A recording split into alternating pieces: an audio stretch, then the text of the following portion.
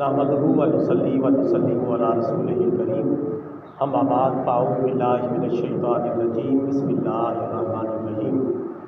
درود پاک بآواز محبت اور بآواز بلند اللہم صلی علی محمد و علی آل محمد کما صلیت علی ابراہیم و علی آل ابراہیم انک حمید مجید۔ اللہم بارک علی محمد و علی آل محمد کما بارکت علی ابراہیم و علی آل ابراہیم انک حمید مجید۔ الصلاۃ والسلام علیک یا رسول اللہ، الصلاۃ والسلام علیک یا حبیب اللہ، الصلاۃ والسلام علیک یا رحمۃ للعالمین وعلی آلک و اصحابک یا خاتم النبیین۔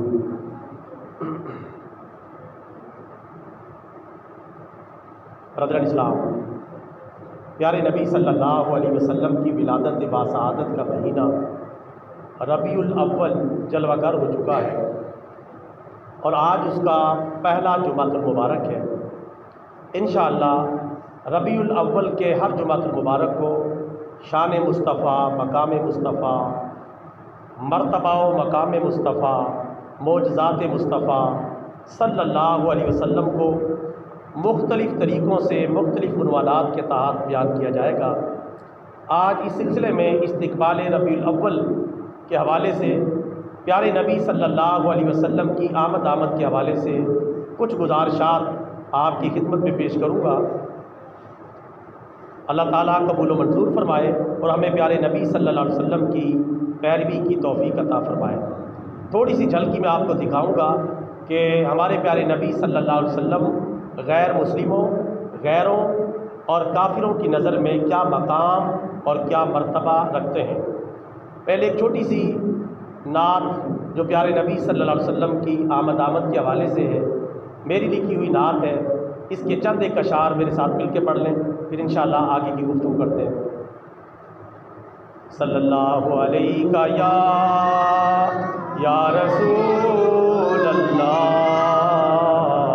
وسلم علیک یا حبیب اللہ، صلی اللہ علیہ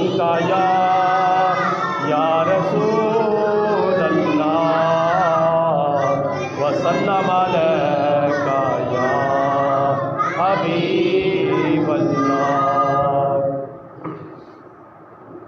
مقصد آمد رسول کفر کو مٹانا ہے، مقصد آمد رسول کفر کو مٹانا ہے، مقصد آمد رسول کفر کو مٹانا ہے، مقصد بعثت رسول توحید کو پھیلانا ہے، مقصد بعثت رسول توحید کو پھیلانا ہے۔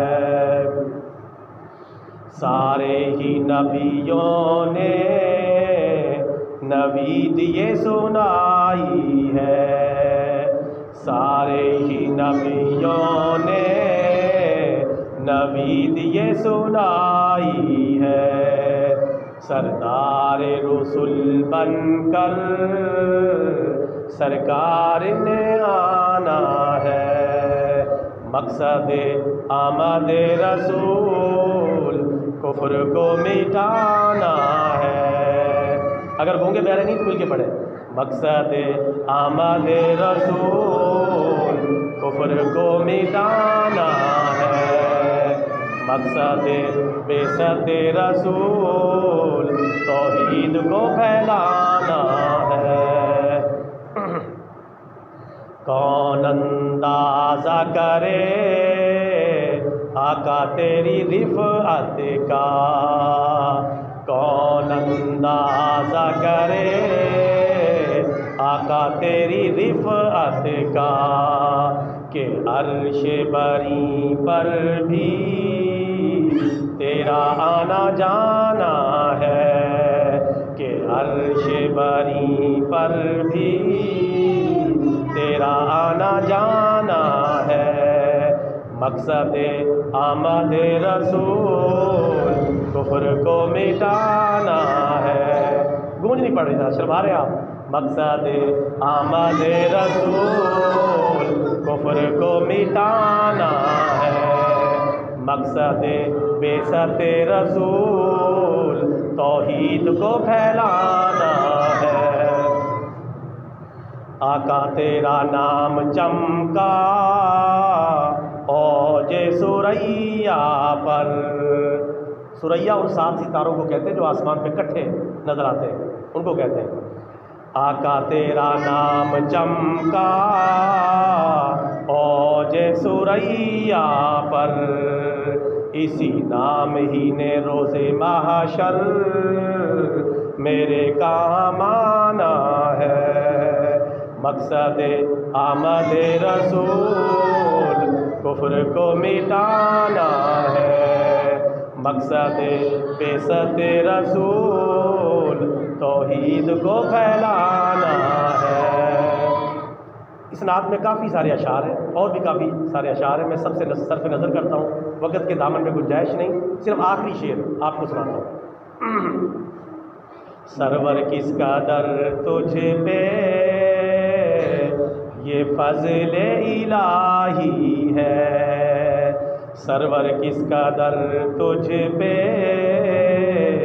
یہ فضل الہی ہے، کہ حمد و نعت گوئی میں تو جانا پہچانا ہے، مقصد آمد رسول کفر کو مٹانا ہے، مقصد بعثت رسول توحید کو پھیلانا ہے۔ سب پڑھ لو صلی اللہ علیہ وسلم۔ انشاءاللہ کبھی موقع بنے گا تو پھر آپ کو یہ پوری نعت سنائیں گے۔ آج میں نے صرف جھلکی آپ کو سنائی ہے، یہ تو ہم تو پیارے نبی کے غلام ہیں، اپنوں کی زبان سے پیارے نبی کا ذکر خیر ہے، اب غیروں کی زبان سے میں آپ کو پیارے نبی کا ذکر سناتا ہوں۔ سب سے پہلے ایک ہندو پنڈت کی زبان سے، ایک ہندو پنڈت ہے جس کا نام ہے پنڈت ہری چند اختر لال، عام ہندو نہیں ہے، ہندو پنڈت ہے۔ ہندو پنڈت جس طرح مسلمانوں کے مذہبی سربراہ ہوتے ہیں، اسی طرح ہندوؤں کو جو مذہبی سربراہ ہوتا ہے اس کو پنڈت کہتے ہیں۔ اس پنڈت نے، ہندو پنڈت ہے لیکن ہمارے پیارے نبی صلی اللہ علیہ وسلم کی نعت لکھتے ہوئے کیا خوب کہا ہے، سنیں اس کی زبان میں کمال شعر لکھے ہیں۔ اور اگر میں آپ کو نہ بتاؤں کہ یہ ہندو کے لکھے ہوئے شعر ہیں تو آپ کو پتہ بھی نہیں چلے گا، آپ سمجھیں گے کہ کسی مسلمان نے یہ نعت لکھی ہے۔ سنیں، سمجھ کے سنیں، ذرا تھوڑا سا علمی انداز ہے۔ وہ ہندو پنڈت کہتا ہے، اسلام میں جو رسول پاک نے شروع میں محنت کی تھی، اس محنت کے نتیجے میں جو انقلاب آیا وہاں سے وہ شروع کر رہا ہے۔ کہتا ہے، کس نے ذروں کو اٹھایا اور صحرا کر دیا، کس نے ذروں کو اٹھایا اور صحرا کر دیا، کس نے قطروں کو ملایا اور دریا کر دیا۔ پیارے نبی کا ذکر کر رہا ہے، کس نے ذروں کو اٹھایا اور صحرا کر دیا، کس نے قطروں کو ملایا اور دریا کر دیا، کس کی حکمت نے یتیموں کو کیا در یتیم، کس کی حکمت نے یتیموں کو کیا در یتیم اور غلاموں کو زمانے بھر کا مولا کر دیا۔ محبت سے کہتے ہیں سبحان اللہ۔ غیروں کی زبان سے پیارے نبی کا ذکر سن کے مزہ نہیں آ رہا ہے؟ آ رہا ہے؟ یار چھاتی کا زور لگا کے کہتے ہیں سبحان اللہ۔ بس اتنا سا چھاتی میں زور ہے، اور اونچی آواز سے کہتے ہیں سبحان اللہ، اور اونچی آواز سے کہتے ہیں سبحان اللہ۔ آگے وہ ہندو پنڈت لکھتا ہے، زندہ ہو جاتے ہیں جو مر جاتے ہیں حق کے نام پر، زندہ ہو جاتے ہیں جو مر جاتے ہیں حق کے نام پر، اللہ اللہ کس نے مردوں کو مسیحا کر دیا، کس نے ذروں کو اٹھایا اور صحرا کر دیا، کس نے قطروں کو ملایا اور دریا کر دیا۔ یعنی کس نے ایک ایک بندہ اکٹھا کیا رسول پاک نے۔ وہ صحابہ کوئی بھی آپ کو نہیں مانتا تھا، آپ کی حالت یہ تھی کہ میں اکیلا ہی چلا تھا جانب منزل، مگر لوگ آتے گئے اور کارواں بنتا گیا۔ اس طریقے سے رسول پاک صلی اللہ علیہ وسلم نے اپنی دعوت پھیلائی ہے، کوئی بھی ساتھ نہیں تھا، ذرہ ذرہ اکٹھا کیا ہے، قطرہ قطرہ اکٹھا کیا ہے، پھر 1,24,000 لوگوں نے کلمہ پڑھ کے صحابی بنے، اور پھر انہوں نے پوری دنیا کے اندر اسلام پھیلا دیا۔ اس کے بارے میں وہ ہندو پنڈت کہہ رہا ہے، کس نے ذروں کو اٹھایا اور صحرا کر دیا، کس نے قطروں کو ملایا اور دریا کر دیا۔ اگلا شعر، چوتھا شعر دیکھیں اس کا، بڑا علمی شعر ہے، قرآن پاک میں بھی دیکھیں اس کی کتنی نظر ہے۔ وہ کہتا ہے، اپنا نام بھی اس نے استعمال کیا ہے، کہہ دیا لا تکنا تو اختر کس نے کان میں۔ کتنا علمی شعر ہے، عام بندے کو سمجھ بھی نہیں آتا۔ کہہ دیا لا تکنا تو اختر کس نے کان میں، اور دل کو سر بسر محو تمنا کر دیا۔ اس کا مطلب کیا ہے؟ لا تقنطو، یہ قرآن پاک کی آیت ہے۔ لا تقنطو کا مطلب ہے اللہ کی رحمت سے کبھی مایوس نہ ہو جاؤ۔ یہ اللہ تعالیٰ کی رحمت سے مایوس نہ ہونے کا اور ہر وقت با امید رہنے کا سبق کس نے سکھایا؟ محمد رسول اللہ نے۔ یہ سبق اس نے سکھایا اپنی امت کو۔ ان کی امت ایسی ہے، مایوس نہیں ہوتی، حالات جتنے مرضی کٹھن ہو، حالات جیسے مرضی مشکل ہو۔ ہندو پنڈت کہہ رہا ہے جیسے مرضی مشکل حالات ہو، چاہے ان کے کشتوں کے پشتے لگا دیے جائیں، چاہے یہ اسلام کے نام پر سارے کے سارے شہید ہو جائیں، لیکن ان کے اندر مایوسی نہیں پھیلتی، کیونکہ محمد رسول اللہ نے ان کو ایسا جام پلا دیا ہے۔ کہتا ہے جو مسلم ہوتا ہے وہ کبھی مایوس نہیں ہوتا، اور دل کو سر بسر محو تمنا کر دیا۔ ہر وقت ان کے دل میں ایک تمنا، ایک آرزو، ایک جذبہ تڑپتا رہتا ہے کہ ہم نے ہر صورت اسلام کو غالب کرنا ہے۔ یہ جذبہ کس نے پھونکا؟ یہ جو ہے، یہ جو آپ صلی اللہ علیہ وسلم نے طبیعت کس طرح بنائی، یہ اس کا ذکر ہندو پنڈت کہہ رہا ہے کہ اس طریقے سے اس نے مسلمانوں کو تیار کیا۔ اس سے آگے لکھتا ہے، آخری شعر اس ہندو پنڈت کا، کہتا ہے خلاصہ کلام، کہتا ہے کیا لمبی بات کروں، مختصری کہتا ہوں، آدمیت کا غرض سامان مہیا کر دیا۔ آدمیت کا غرض سامان مہیا کر دیا، ایک عرب نے آدمی کا بول بالا کر دیا۔ کہتا میں کیا بتاؤں، بس خلاصہ کلام یہ کہ کائنات میں انسان کو جس چیز کی ضرورت تھی وہ انہوں نے عطا فرما دی۔ ایک عرب نے، ایک محمد الرسول اللہ نے ساری کائنات میں انسان کا بول بالا کر دیا۔ تو میرے بھائیوں، ہمارے پیارے نبی اتنے عظیم انسان ہیں، اپنے تو رہے اپنے، بیگانے بھی ان کی نعتیں لکھنے پر مجبور اپنے آپ کو پاتے ہیں۔ نعتیں، میں نے ایک جگہ اپنی شاعری میں لکھا ہے، نعتیں ان کی لکھنے پر کفر کے شعراء مجبور۔ کافروں کے جو شاعر ہیں وہ بھی اپنے آپ کو مجبور پاتے ہیں کہ آپ کی نعت لکھیں۔ یہ تو ایک ہندو پنڈت کا شعر ہے، ایک سکھ شاعر کا شعر سنا دو۔ سکھوں کو جانتے کہ نہیں؟ بڑے بڑے پگڑیاں باندھی ہوتی ہیں اور کسی جگہ کی حجامت نہیں کرتے، بابے نانک کے پیچھے لگے ہوئے ہیں۔ اللہ ان کو بھی ہدایت عطا فرمائے، ہندوؤں کو بھی ہدایت عطا فرمائے، سکھوں کو بھی کلمہ اسلام پڑھنے کی توفیق عطا فرمائے۔ یہ بیچارے ادھر ادھر ایسے ہی گھوم رہے ہیں، اسلام کا کلمہ پڑھے بغیر ان کے لیے بھی کوئی چارہ کار نہیں ہے۔ ایک سکھ شاعر وہ پیارے نبی کی نعت لکھتے، وہ کہتا، انداز دیکھیں، کہتا ہے خود بخود ان کے تصور سے سنور جاتا ہے، خود بخود ان کے تصور سے سنور جاتا ہے، ہم نے خود اپنے مقدر کو سنوارا تو نہیں، اور عشق ہو جائے کسی سے کوئی چارہ تو نہیں، صرف مسلم کا محمد پہ اجارہ تو نہیں۔